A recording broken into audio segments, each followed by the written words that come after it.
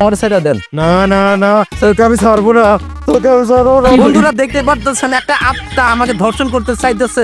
আমি ফেসে গেলাম এই ইটের ভাটায় এসে। বন্ধুরা আমারে বাঁচান, আমারে বাঁচান। এই চল চল।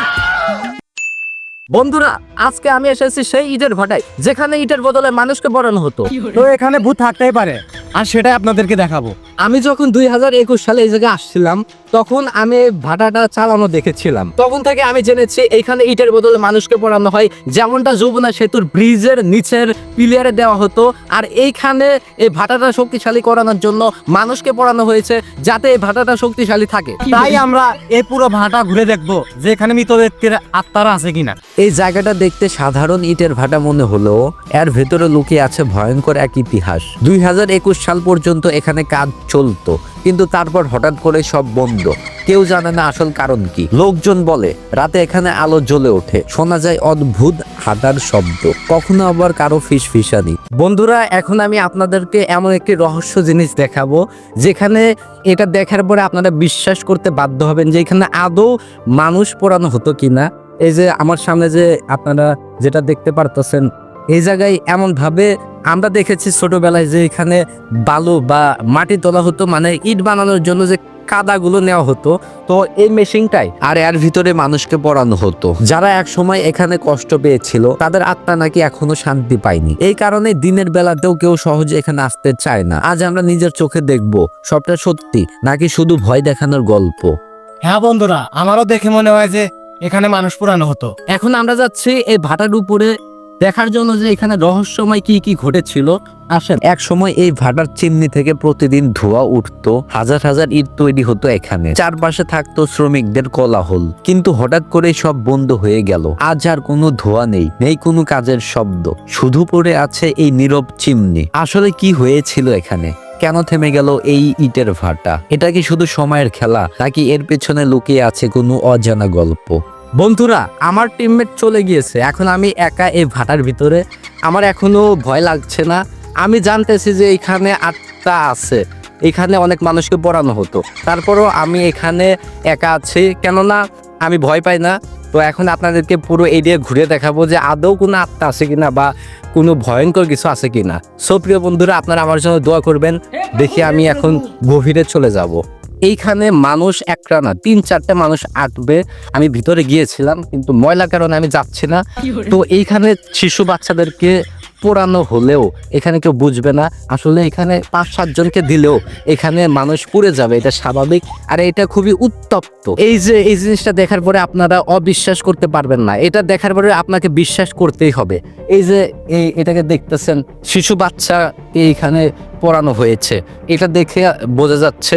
আপনারা দেখলে বুঝতে পারবেন যে এই ছাইগুলা এখানে বাচ্চাকে দিয়ে উপরে খ্যার দিয়ে আগুন জ্বালিয়ে দেওয়া হয়েছে। তো আর এই ভাটাটা এই কারণেই শক্তিশালী হয়েছে। আপনারা দেখতে পারতেছেন যে কতটা নির্জন এই ভাটাটা। এখানে আমি শুধুমাত্র একাই, আর কেউ নেই। দেখতে পারতেছেন ভয়ঙ্কর একটা ফিল দিচ্ছে। বন্ধুরা এখন আমি দেখতেছি মানে এই জায়গায় একটা কেমন যেন আমার শরীরের ভিতরে কেমন জানি ভয় কাজ করতেছে।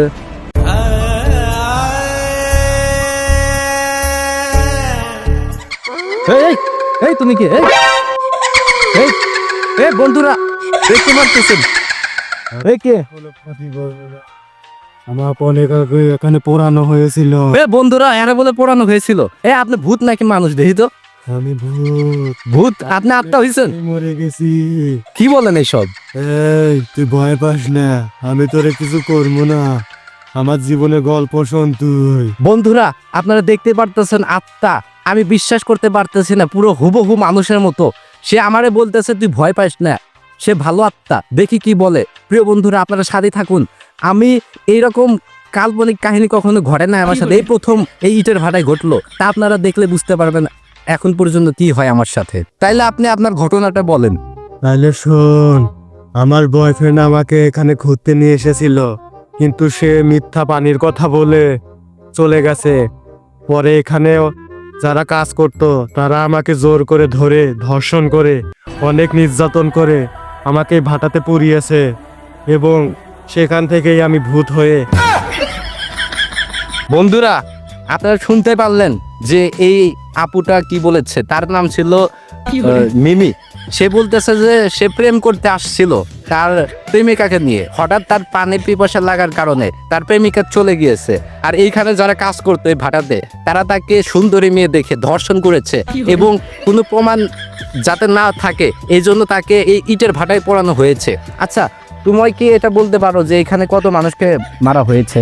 এখানে অনেক মানুষকে মারা হয়েছে, প্রায় 303 জনের মতো। আল্লাহ, এই ভাটায় 303 জনকে খুন করা হয়েছে। আমি এটা কখনো বিশ্বাস করি নাই, কিন্তু এই আত্মা যখন আমার সামনে আসলো এটা আমি বিশ্বাস করতেছি। প্রিয় বন্ধুরা, আপনারা দেখুন আমি এই আত্মার মুখ থেকে আরো কি কি বের করি। তুমি কি জন্য এই ভাটায় এসেছিলা? আমি এখানে এসেছিলাম ডেটিং করতে, কিন্তু আমার বয়ফ্রেন্ড আমাকে মিথ্যা বলে পানির আশা দিয়ে এখান থেকে চলে গেছে।